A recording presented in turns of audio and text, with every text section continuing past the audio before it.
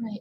Hello, my name is Julie Thornsberry, and I'm a Master Prepared Registered Nurse, and I've worked at Southern Ohio Medical Center for the last 21 years, and I've served on a variety of teams and held different roles over my career, but my current role is the operating room nurse manager. And my presentation today is going to be on Hepa air scrubber units and room turnovers. So you might be asking, how does an operating room nurse get involved in a project such as what I'm going to describe? And this started because, again, I've worked closely with the infection prevention and safety team over my career. They're my partner team. Also, got very involved with the hospital incident command system safety officer team. And so when this COVID pandemic hit in early 2020, I have been serving on that team since the beginning. And also my role here in the operating room, and I managed sterile processing before. So when you get into those proper air exchanges and cleaning and disinfection, I'm probably a key contact to be helping out with a project such as this. So what actually happened and why did we need this? Again, with the pandemic, we were starting to see, or we were having increases in COVID-19 spread in our community. We were having more positive patients, and we were definitely having many COVID symptomatic patients show up at our organization. For those type of patients, if you're doing any type of aerosol generating procedure, or if they're positive, they really need to be in rooms by themselves. And then to get those contaminants out of the rooms, you have to have proper air exchanges or proper filtration. So in the operating room, we have systems here that will do that, but in other areas of the organization that do not do those type of surgical procedures or critical procedural areas, they don't have those rooms. So you're having long turnover times in these areas. So you were potentially having exposures to patients, visitors, and others. So again, the emergency department, that staff, they needed improved throughput and decreasing exposure. So they brought this project forward, and the decision was made to combine this air scrubber system with chemical cleaning and disinfection. So again, the problem was this increase in COVID symptomatic patients. And most of the time, you could put these patients in a negative pressure room, and as they're doing an aerosol generating procedure, or they're coughing, or their germs are spreading and this virus is all over the room, those negative pressure rooms will suction that air directly out of that room and basically out of the hospital. So in a place like the emergency room, you may only have 2 negative pressure rooms, but maybe you're seeing 100 patients a day, and let's say 50 to 60 of them could fall into that category of being COVID symptomatic, and many of them were coming back COVID positive. So you can see, if you only have 2 rooms, you're going to have a problem. Also, room turnover. So if you don't have a good air exchange system or an air filter system in those rooms, which most non-surgical or non-critical procedure areas, they don't have those systems. So turnover is when from the time one patient leaves till the next patient enters the room. So in those areas that don't have these special systems, you're looking at least a 4-hour period of time to turn over one room. So imagine the rooms in the emergency room and seeing 100 patients a day, and they had to wait 4 hours before they could place another patient in there, or they would increase that next patient's risk to be exposed to COVID. So you can see high volume area, not enough time, patients start backing up. And I like this picture because it's just a glimpse of probably what they went through. And you have these patients out in the hall, you have them out in the lobby, and you have them out in their cars. So you can see people walking right by them. They're, again, symptomatic, could be coughing, touching everything, and these aerosols are going all over the place. So, and again, imagine the delay in care, and then also staff's frustrations to not be able to get these patients through and take care of them. So definitely needed a problem that needed a remedy. So how did we do this? Again, appreciate the frontline staff for continuing. That manager and director just kept bringing it forward, which was great. Worked with the facilities and maintenance staff to, work through their processes of, the square footage of the rooms, what kind of equipment would we need, how could we acquire it? Because, we were not the only people who were trying to air scrub the room. Many hospitals across the United States were doing this. So imagine trying to just secure the equipment. Again, you've got your infection prevention and safety team helping out, and your environmental services team.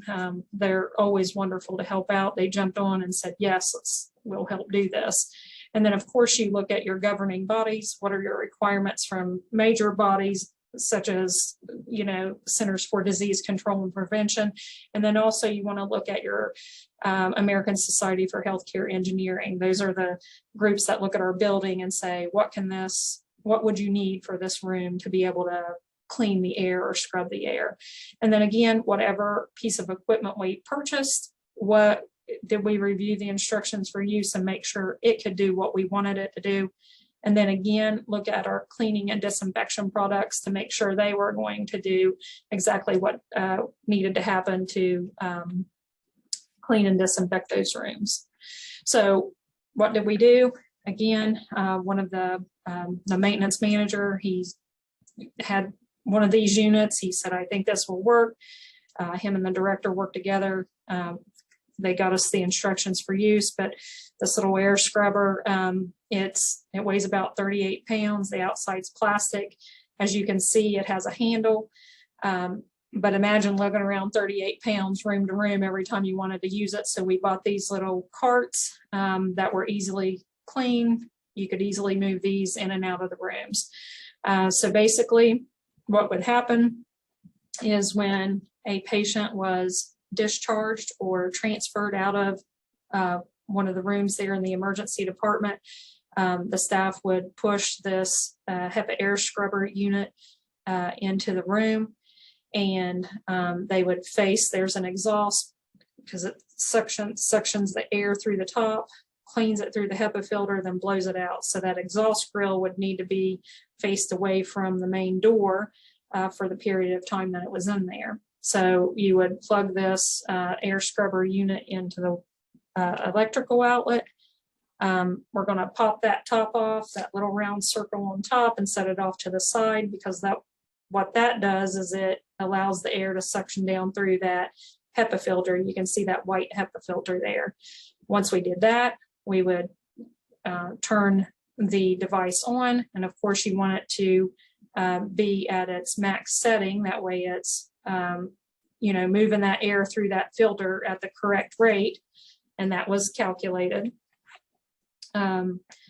Staff would take off their PPE, perform hand hygiene. They would leave the room, shut the door, and then these signs would be placed on the door, and they write the 30-minute time on the door. That way, whoever was walking up to that door, whether it be staff or the environmental staff, services staff, they would know when they could enter the room safely without that special droplet PPE requirements.